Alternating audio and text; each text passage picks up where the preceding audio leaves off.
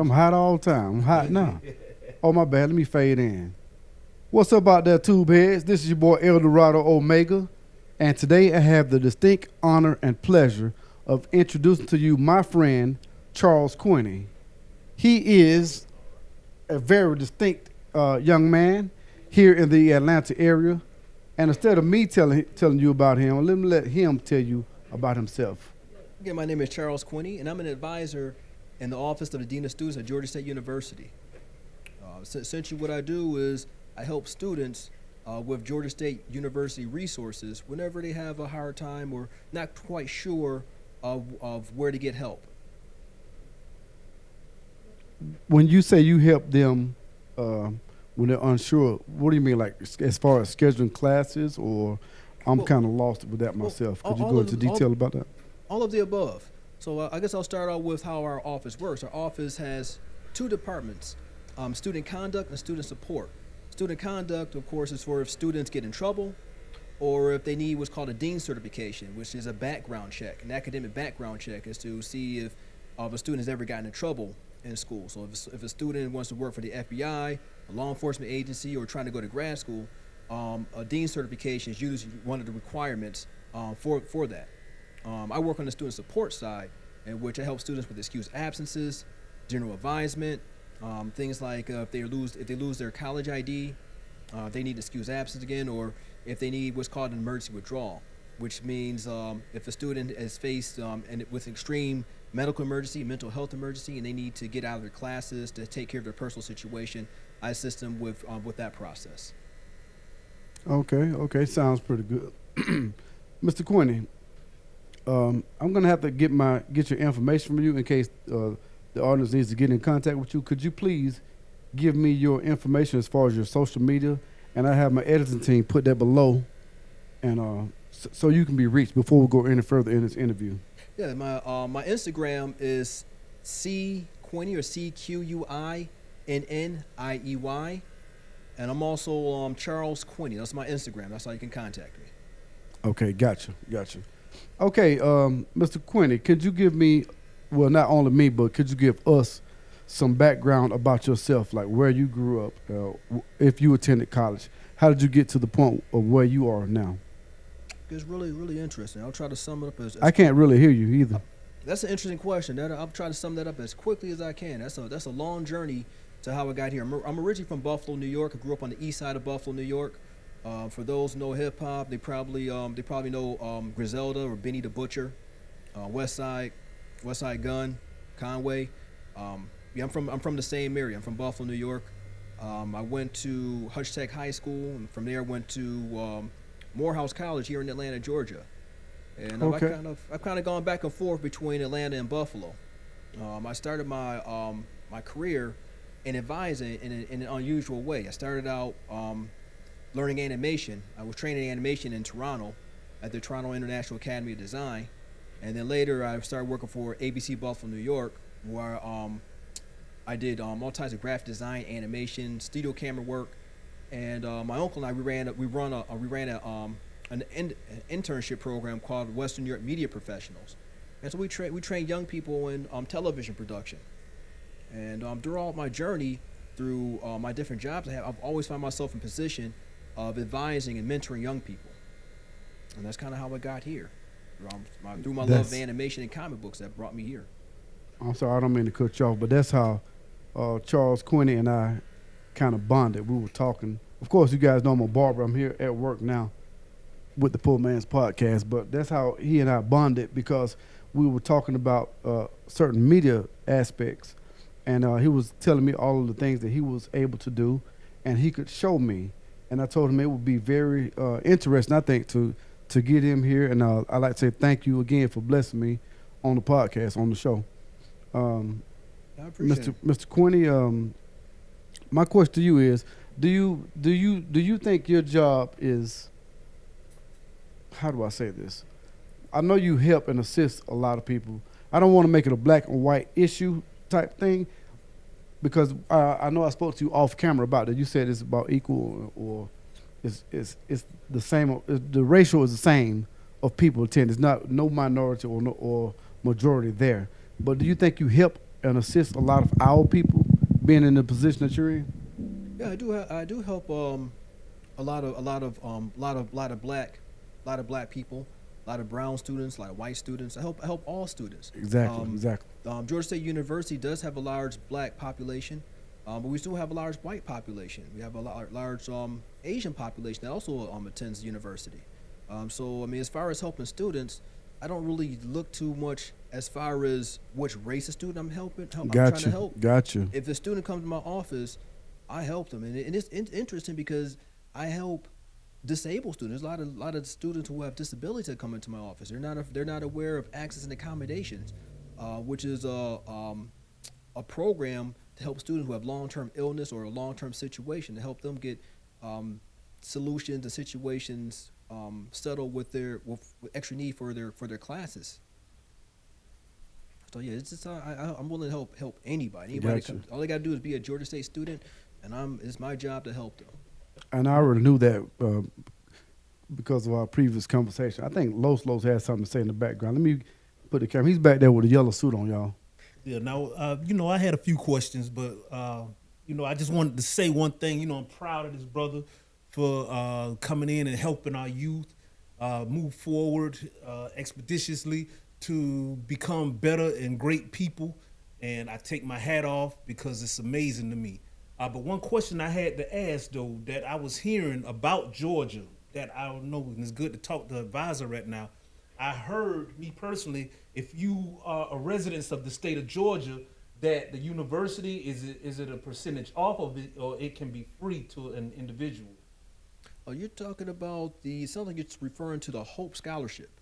With the Hope Scholarship, if you are a Georgia resident and you attended grade school all the way to 12th grade, and you have in Georgia? Here in Georgia. If you have a 3.0 GPA, you can get what's called the Hope Scholarship. That's capital HOP. It's an acronym. For the Hope Scholarship.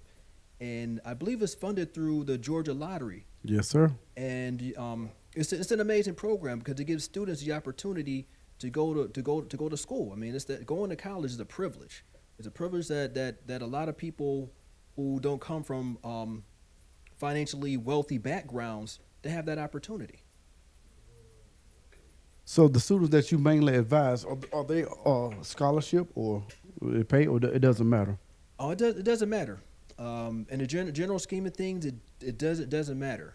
Any student that come in, for example, if a student loses their college ID, and they don't know where the Panther ID office is, they may come to my office and say, "Hey, how do I replace my ID?"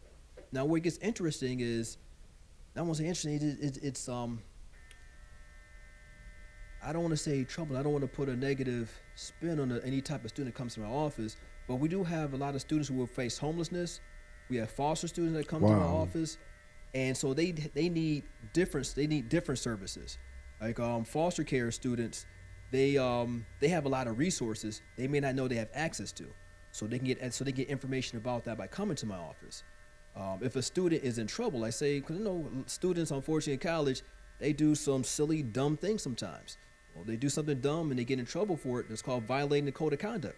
They come to the office and they get advisement with student conduct coordinators. They may talk to me and say, "Hey, I don't know who to talk to. This is what I did," and as long as they're honest, I let them know what happens next. I let them know, "Hey, this is what comes that. That's the best."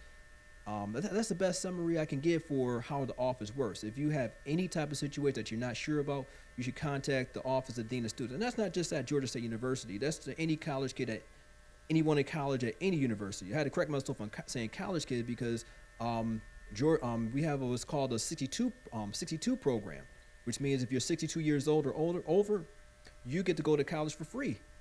At here at Georgia State University, you get to go to college for free. There's a lot to that, but I mean, there's a lot of opportunities for people just by coming to visit our office and just asking questions. Wow, that's something that people who are not in the field, something we don't think about. Some of those situations that you were talking about.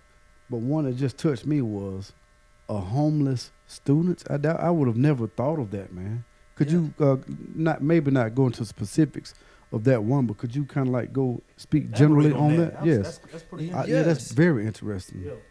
people go to college, life happens. The most Exactly. unfortunate things happen. I don't want to get too much into politics, but people lose their jobs, get laid off. Families have to make adjustments, and sometimes when a student has one situation and the finances is pulled away, students can find themselves homeless and not sure what to do Wow. next. And so for students who find themselves in those situations, I try to assist them by providing community resources like the Covenant House. Covenant House is located here in Atlanta, and they assist students who are between the age, I believe, of 18 to 24. I'm not exactly sure, but I think this number may be a little bit lower. But I know that they specialize in helping homeless youth. Atlanta's got a lot of homeless youth, and a lot of those youth, they unfortunately they try to go to college. And so our office is aware of that, so we just try to make sure that they're aware of our office so we can give them as many services as possible. Going along with that, we have what's called Panther Pantry. And what that is if a student is on campus and maybe they can't afford a meal plan or maybe they can't get food for the day, they can register with Panther Pantry, and we have what's called food lockers. That's what Panther Pantry is a food locker, and they can get themselves a sandwich or whatever food they have for the day. And then during different times of the year, they have special meals, like during the holiday time. We try to be sensitive. We don't want to just see that student may want a home cooked meal for Thanksgiving and just continue to give them what we give during the regular time of the year. So there's special times where they can get a Thanksgiving dinner and get other things. But it's just unfortunately, it's just everything has a limited resource. Wow. That's one of the things that kind of has bothered me early on in my life was like people want to go and help out the homeless during Christmas and Thanksgiving. I've never been a big fan of that.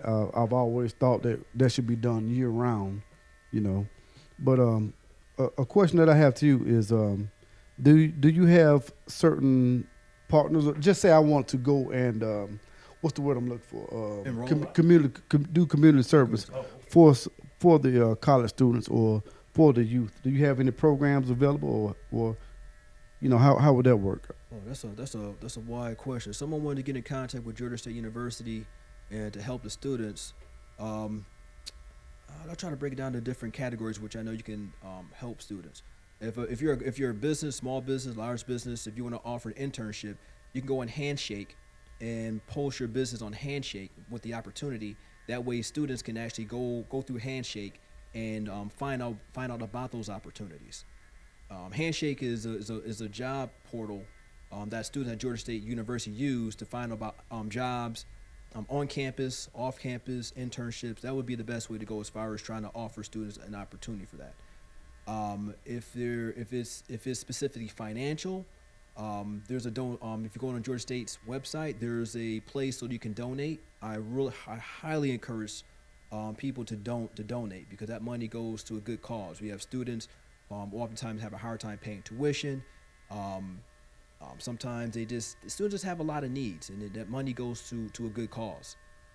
And also, Georgia State University is a free speech zone, which means that if your organization has any type of message they want to get out, Georgia State University it by law has to provide organizations that opportunity to come on campus in one of our free speech zones so they can get their message out. Now, I wanted to ask you now if we had older gentlemen trying to go back to school for a specific type of endeavor as far as the school wise, like maybe let's say real estate, for instance. And we didn't want to go through the prerequisites. We wanted the meat of the program. Do you guys offer that? That would be a question for the admissions office. So my expertise is on the non-academic side of things. That's an academic question. So I'm really not. I don't have all the resources to answer that question. But the admissions office could better answer that. I do know that Georgia State University has courses which are non-accredited. So if someone wants information, I believe there are courses and programs that would fit that. But the courses that I'm familiar with, that you would have to go through an academic department, and that's the academic program. What are the requirements to take certain courses? Okay. I have a question. Mm-hmm. Okay. Today is the 5th of April, I believe. Yesterday was 404 day here in the A. There were a lot of festivities and activities going on yesterday. Hopefully no one got hurt. Me, myself, once again, when I was younger, I used to see these guys with the what is it, purple and gold, stomping around. I'll be 55 years old May the 1st. Is it too late for me to go out there and do the Aru stuff and be, I think they call them Qs. Yeah, How would I go Qs. about doing that? Qs. I have no college background. Can I do it? Yeah, actually, what gets interesting is a lot of people think that you have to go to college to be part of the fraternities.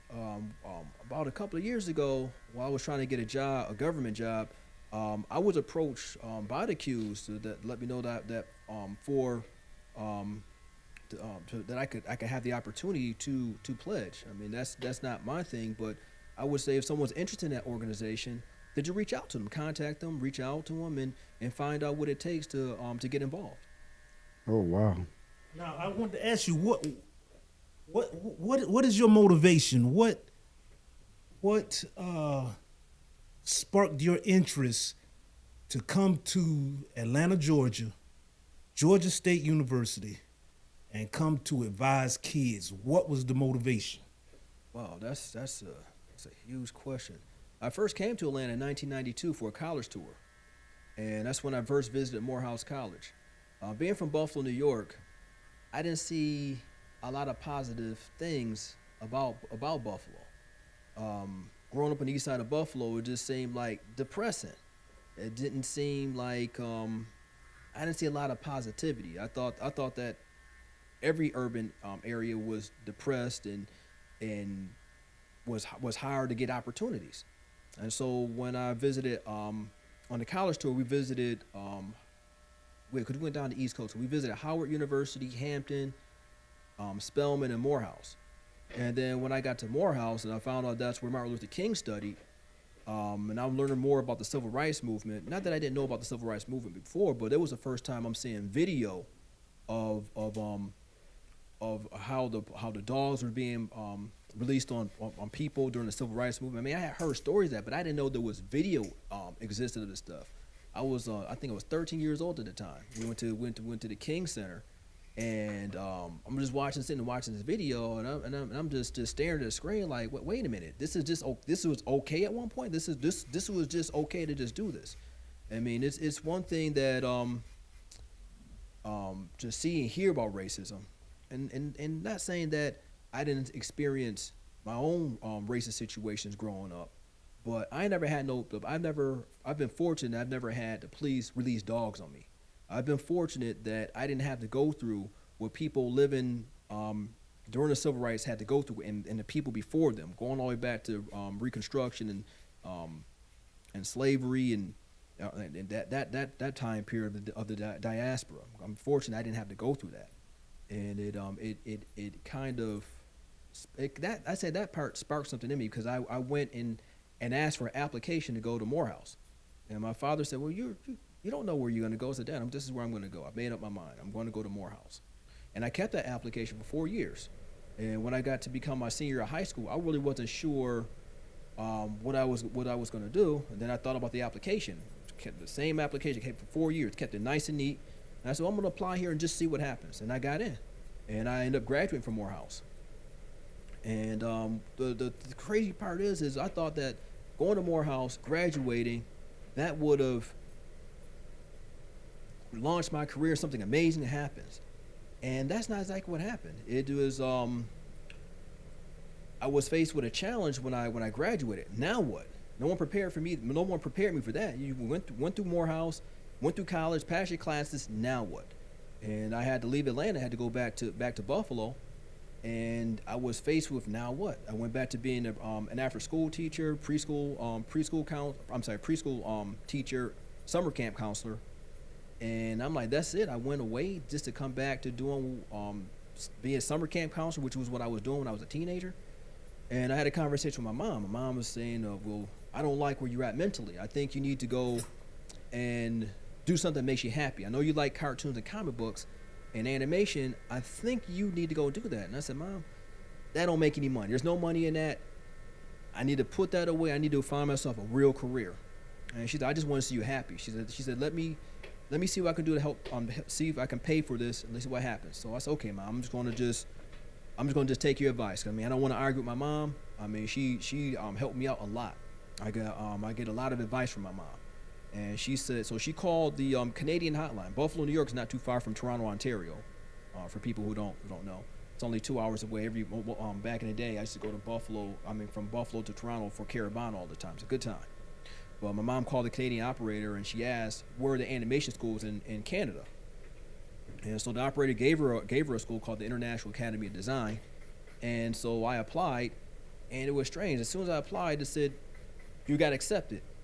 And I said, Mom, this is nice. I said, but that's not how that works. You don't just apply to college and get accepted. Mind you, this is back in 2002, so the internet and everything is not like it is today. People are still using America Online.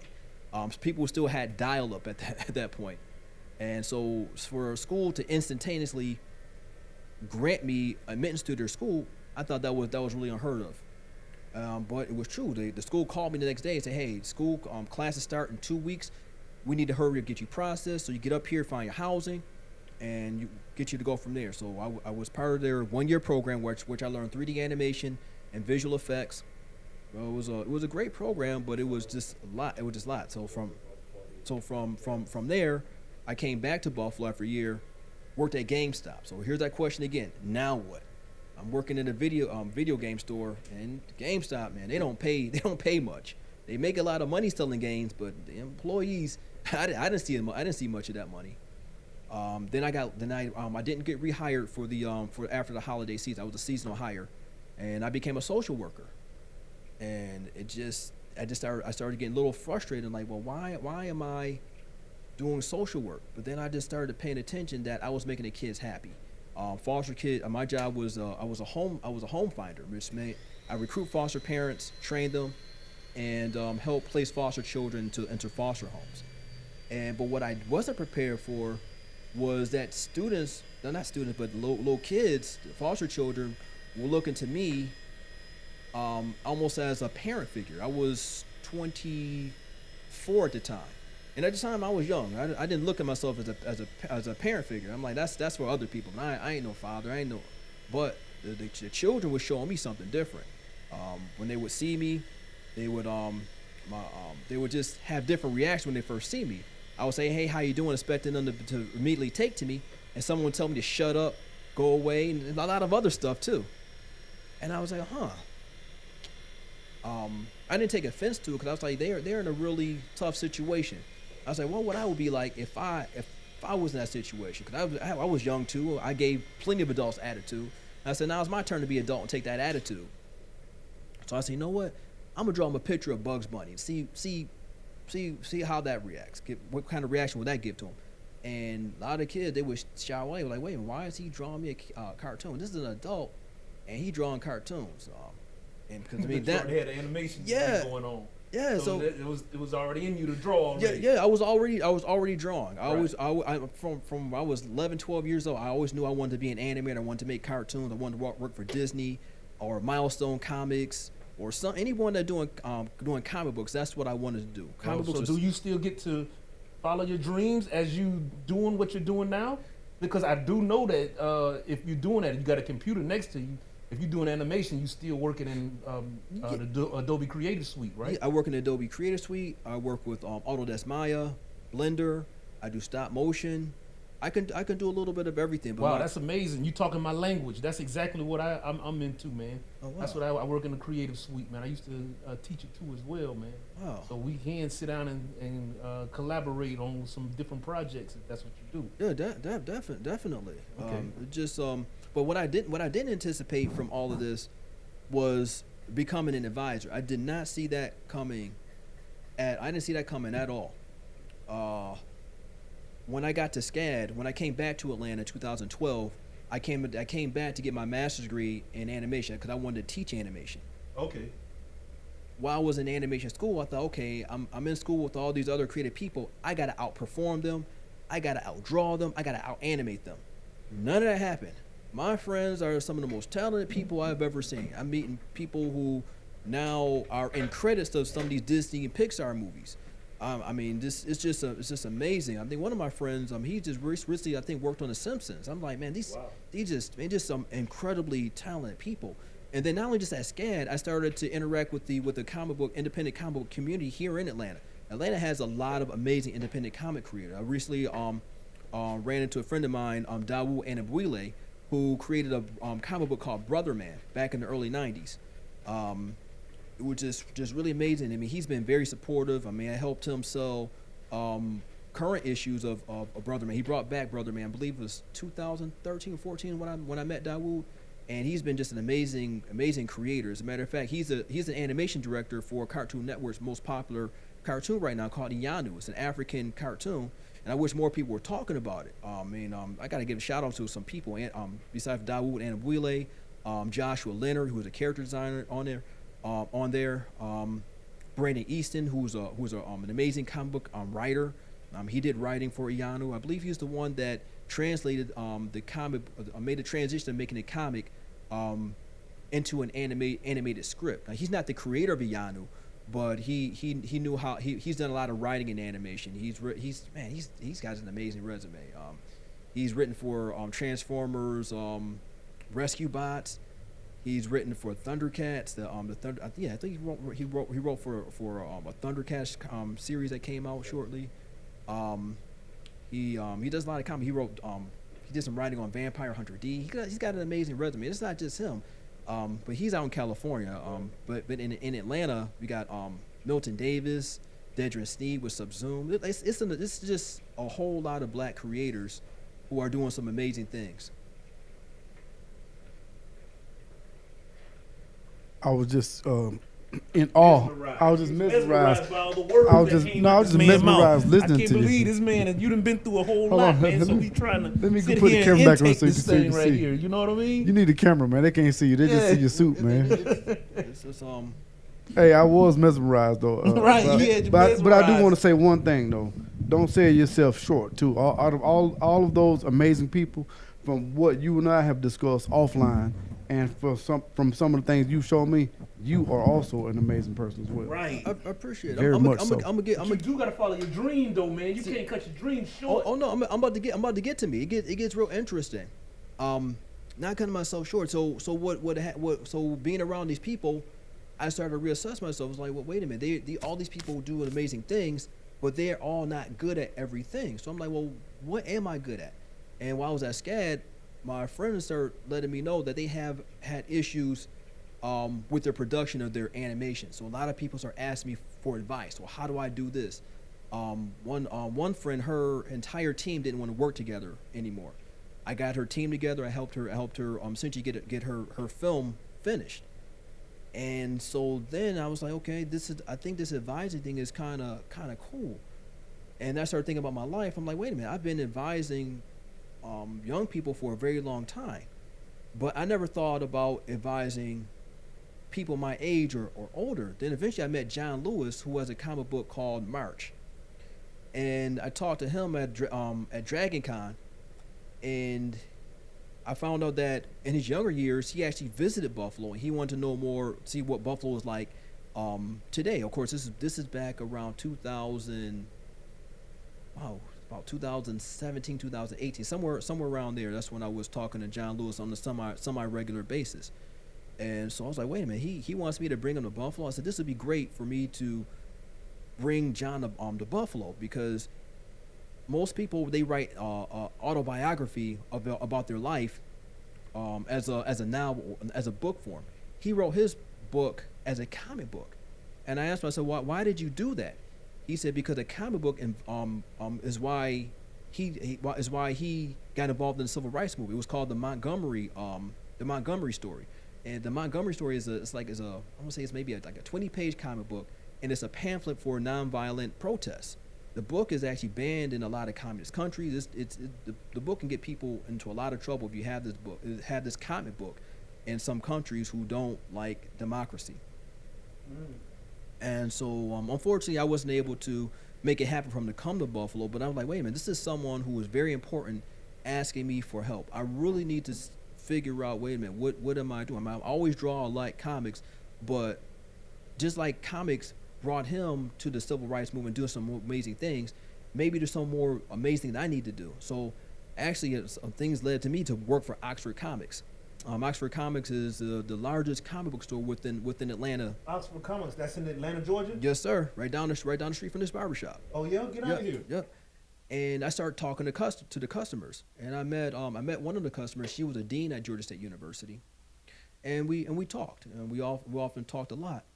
And then an opportunity came up, and she asked me, she told me that she thought that I would be good at advising students, and I said I don't know, I don't know about that. I never saw myself as an academic. I've always respected education, but I never thought of myself as a scholar. And she said, that's perfect. I think you can help our students. And then once I took the job the original job I took was as a front office representative. It was a temp job. I was like, okay, I'm gonna take this job for 6 months, and then I'll just find something else that I really want to do. But what I didn't know was the students were going to have the same issues that I had when I was at Morehouse. Now, what issues was that? Not knowing, just in general, just not knowing if I'm taking the right classes, not knowing what my major should be. I'm having a hard time dealing with my parents. This is my first time in Atlanta, and I don't know nothing. I don't know where I should be doing. So you giving them directional pull too? I'm giving them whatever when they come into my office, I listen to them, and I try to give them resources for whatever they're going through. That's my job is to give them resource for whatever they're going through. The majority of the time, they want an excused absence, or an emergency withdrawal, or homelessness, or something like that. But a lot of times when I'm listening to them, their issues are not just surface level. They have a lot of other things that are going on, things they don't feel comfortable talking about. And it gets underlying issues too. Yeah, it gets real deep with the issues that they're going through. Look, Charles, I have a question for you. And I forgot it that fast. It was something along the line. Oh, okay. Your productions. Have you written any comics or novels or what? Like, give the audience and myself some insights of some of the productions you've had. Actually, I worked for ABC Buffalo, New York, which is where I did a lot of motion design, graphic design. I assisted with the production of the Buffalo Niagara Film Festival. It's now called the Niagara Falls International Film Festival. I assisted with that for many years. Then a friend of mine, Keziah Pearson, she has a book called Because I Am Me and You Are You. It's actually on Amazon right now. The digital version is. They believe we sold out of the physical copies. And it once again, I'm always pulled to the advising role, and it's not like I don't like it. It's just something that comes natural to me. So when Keziah reached out to me, she said that she had a children's book. She wanted to be in animation, and so I said, yeah, let me help you out. Let me get you with an artist. I'll edit the book. I'll help you out with talking to the artist and get that going. So it turned out to a really beautifully written book, and it's a very colorful book. And it's a book about a frog named Prudence, who she sat back and admired all the other animals in the forest's abilities. There's a wasp that could fly and dance. She's admiring all these different animals' abilities, but while she's admiring everybody else's abilities, there's someone is following her during the book, and I told the story wrong. It's about a ladybug. My bad. It's about a ladybug admiring everybody else's abilities, and the frog is following her around, admiring her laugh. So it's just telling kids, even though you think you don't have anything special about yourself, there's always someone else out there who thinks that you're special. So everybody should have, should see value in themselves. True. I'm trying to think what else have I done. A lot of things I do don't really get seen by the public. I worked on a public service announcement. Unfortunately, I can't talk too much about it. I'm in the contract. I got to keep my mouth shut about that. But it was a public service announcement about anti-smoking. Hopefully one day I'll be able to talk about that. But right now I won't talk too much about that. Anti-smoking, that's about smokers? Yes. Oh, okay. Yes. Yeah. About the danger. About just letting people be aware of the danger of smoking. And on that project, I was an advisor. I had an animator who really wanted to know. She's a graphic artist who really wanted to animate. Gotcha. And so I made sure she got paid for the production, and I advised her, let her know you got the skills already, and I just gave her the extra encouragement, and I gave her some training that she needed to get through the production. Now, me and you were like cut a little bit from the same cloth a little bit as far as working in the creative suite. So I consider myself an artist, a pure artist at heart. And this job here that I do now is to fund whatever project that I'm trying to do. The question is now, from evolving from a graphical standpoint, the way it used to be, because we used to have to draw it out, go through Photoshop, Illustrator, go through the whole gamut. How do you feel that artificial intelligence has done to the graphic artist itself? It gets Do you feel like it's more of a cheat code? No, I would just say it's just another means of production. I never want to put down a new tool when it comes about. I'll say with AI, if you're just average with your skill, it may seem unfair. But if you're good at what you do, AI can enhance what you already do. You just got to be aware of its limitations and its strengths. I've played around with it a little bit, and I got to say, I don't use AI as a final anything I create in AI. I don't use it as a final product, but I use it as a little bit of as a starting point. Gotcha. A little as a start, but okay, that's what I could possibly do. I don't really like that, but it's a good idea. I use it as like a mood board. All right. Right now, I'm in pre-production on an animated short. So I use AI to say, okay, because my main character is a ballerina, and I said, well, I'm gonna use AI just to see what different style of cartoon ballerina can I create. And then after looking at it, I say, I appreciate AI's attempt at doing that, and I'm not gonna use any of that. But I'm just glad I had the opportunity to see what those options were. When do you feel the need to use the artwork in far as involving the students in? Because I hear you're an advisor, you know what I mean? But to me, you sound like an art director. And I feel like that might be your calling, to go into art direction, because it's like, when I hear you speak and talk, that's what he's passionate about. Yeah, it's your passion. That's what I hear coming from you. So me personally, I know you do what you do, but I feel as if you need to go out and step out on the forefront and really start one project and art direct it and pull it all the way through and put it together. Oh, that's. And I think that's your awakening, and that's the thing that's gonna break you free from whatever you're trying to do. I think that will give you the wherewithal. I'm glad you said that, because I'm actually working on 2 projects right now. I'm actually going to go back to SCAD and finish my MFA. I got 5 credits left, so I can get my MFA, Master of Fine Arts, which is a terminal degree, the highest level of education that you can get in art.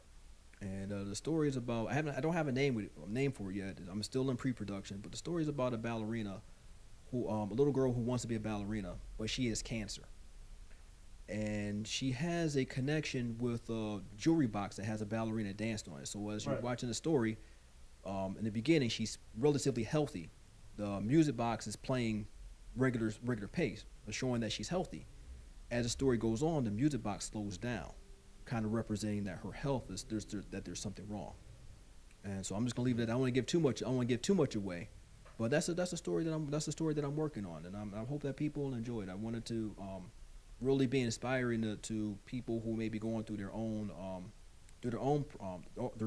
issues. And what inspired me to kind of write that was I don't know if you're familiar with the ballerina Missy Copeland, but last year or the year before, she went through some type of health situation. I think she had to get hip replacement surgery, or she had a broken something like that. And I was like, wow, that's devastating. A ballerina who can't dance. That's a traumatic story right there. And I was like, I didn't want to tell a Missy Copeland story. I didn't want to get myself in any type of copyright infringement situation. But I said, well, let me take that story and see if I can inspire somebody. Maybe a kid is going through a tough situation. Maybe they don't want to go through a treatment. Maybe they don't want to get a shot. maybe this will help them say, hey, things will get better. Then the second project I'm working on like a family action adventure story about an imaginary little girl who wants to become real someday. I can't give any more information about that because I don't want nobody taking my ideas. I've got to protect my ideas a little bit, but that's essentially the. Now, when you're writing these stories, are you starting them from scratch and writing out? I don't use AI. I don't use AI for anything written.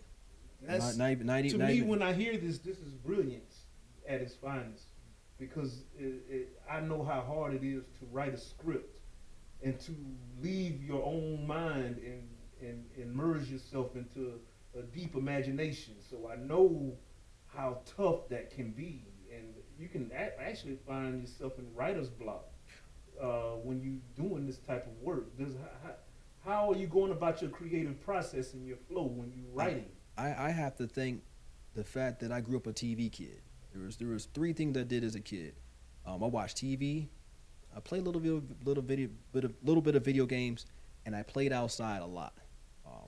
So my imagination is endless. I don't. It has to be wild. It has to. I mean, Saturday morning cartoons. I mean, we had that was the most creativity I've ever seen. I mean, every year you had at least 20 or 30 new shows all the time. That's one thing I liked. I mean, we were about the same age. I mean, I grew up with the Transformers, Go By, G.I. Joe, Marshall Brave, Star Cops, all and human. Yeah, of course. I'm gonna get tell all. Then and then I never mentally I never grew up. I never grew up mentally. I mean, well, I think we all are none of us have. Though. None of us have. Yeah. I mean, even when I one thing I liked about myself is I never felt like I was too old for my younger cousins. As my friends got older and they didn't want to play no more, I was playing with my younger cousins. I'm now getting to the age I'm like, okay, I think I'm a little bit too old to be playing with the younger but I joke around my coworkers, so now I'll always be young at heart. Right. Yeah, I feel like as we get older, we talked about this one time that you never grow up. You do grow up physically in age and mind, but the body slows down, but the mind always speeds up. Yes. And learning is a constant evolution, and you have to always evolve. And when you stop trying to learn, that is the day you become old. Yes, I agree with that. I totally agree. You never stop learning. Yeah. The minute you start saying, "Oh, this just I don't want to do that no more." That's a bad thing. Life changes. That's the only constant. Life is always changing. But it was awesome sitting up here talking to you, man, and it was something. It was an experience. I think that we need to have a saga with you more than I think we need to go into something where you're creating and you're talking in the scene on why you're doing what you're doing, like maybe a director's cut. Okay, I can. Hey, Los. Your mind leaks and oozes of genius, and don't worry about Los. Guess what? We can never get enough. Guess what he is now. He's part of the team now. Little as you know it now, but we've talked about stuff. He's gonna be, assisting and directing some stuff here too as well. He's gonna show me some stuff. We already talked about it. Sure. But he's not. This is his first time here, but not his last time here. Because I'm pretty sure he's gonna have. Okay, gotcha. On 10. Yeah, I can feel it. Yeah. The elevation of the conversation is heightened in the room, and it brings it out of you. That's you right. What I mean, so it feels good. And that's exactly what we need too. We need this. In the room, we need these types of conversations, right? And I mean, just lots of different types of stuff. And Mr. Quinniey is the man. He's the man. I appreciate it. I thank y'all for allowing me to come in and talk. I just want this information to get out to whoever wants to be creative, whoever wants to go to college, or someone doesn't know what to do next. Okay, well, I hate to shorten this interview up, but everything is about to die. And as y'all can see, my production manager, he's back there trying to wave us off. Y'all crazy. Hey, but in closing, is there anything that you would like to? You've left us with 1,000 gems already, but is there anything else that you want to? Yes. Give us something beautiful closing statement. And remember, this is not your last time here. This is your first time here. We hope to have you back on please don't. many occasions. Yeah, please donate to colleges, and please visit your local libraries. Local libraries are a wealth of resources. Please visit your libraries and find out what kind of resources your libraries got to get.